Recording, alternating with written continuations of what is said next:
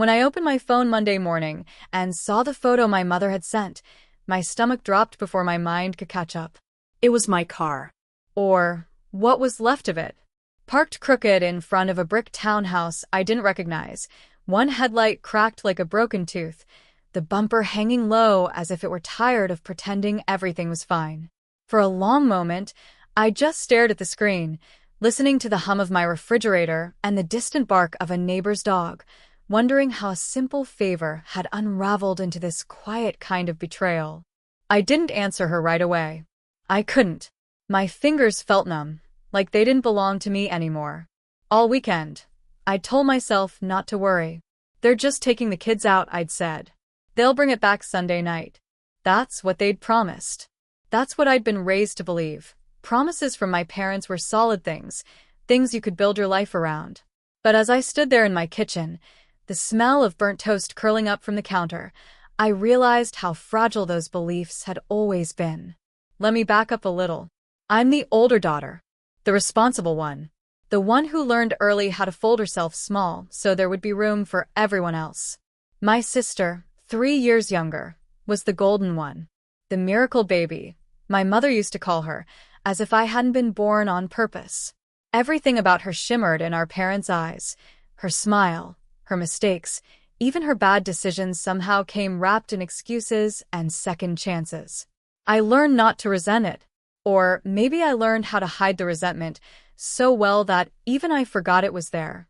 By the time the story begins, I was 36, divorced, working full-time as an office manager for a small construction company. My life wasn't glamorous, but it was steady. I paid my bills on time. I clipped coupons. I drove the same silver sedan I'd bought new 8 years earlier and kept in near-perfect condition. That car wasn't just transportation, it was my safety net. It was how I got to work, how I visited friends, how I felt in control of at least one thing in a world that often felt tilted. My parents lived 20 minutes away, in the same house I grew up in. My sister lived closer to them, in a townhouse my parents helped her get into after her second divorce. She had 2 kids, both under 10, loud and energetic and constantly needing something. My parents adored them. Spoiled them, really. They'd cancel plans, dip into savings, rearrange their lives without hesitation if it meant making those kids smile. I loved my nieces. I really did. But loving them didn't mean I couldn't see the imbalance. The way my parents' generosity flowed in one direction like a river that never dried up. The weekend before everything went wrong, my mother called me on Thursday evening.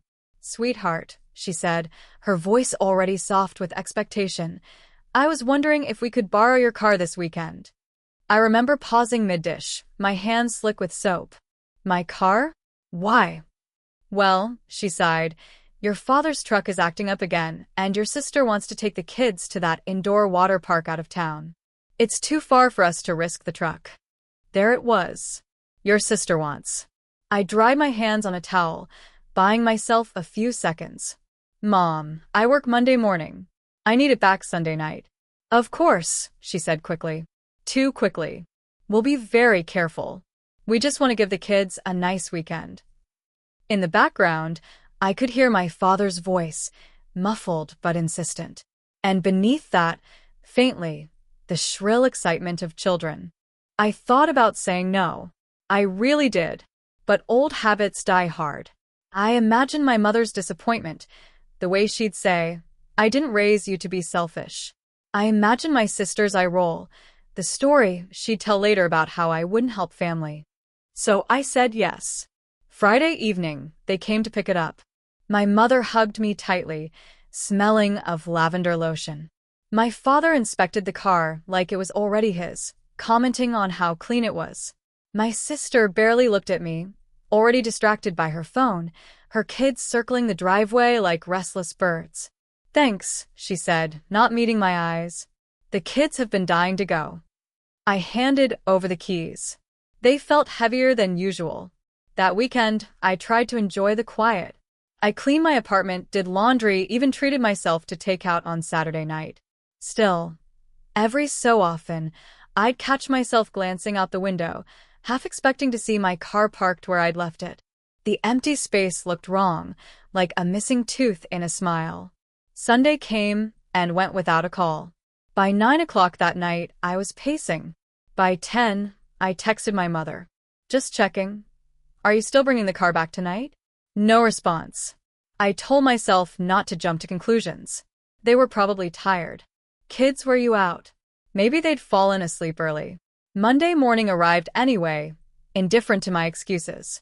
That was when the photo came through. There was a little incident. My mother's message read beneath the image. Will explain. A little incident. I leaned against the counter, the cold seeping through my back, and felt something old and familiar rise in my chest. Not anger. Not yet. It was that quiet, aching realization that I was once again going to be asked to absorb the consequences of someone else's choices. And this time, it involved the one thing I'd worked hard to protect. I stared at my phone, knowing that whatever explanation was coming would change something between us forever.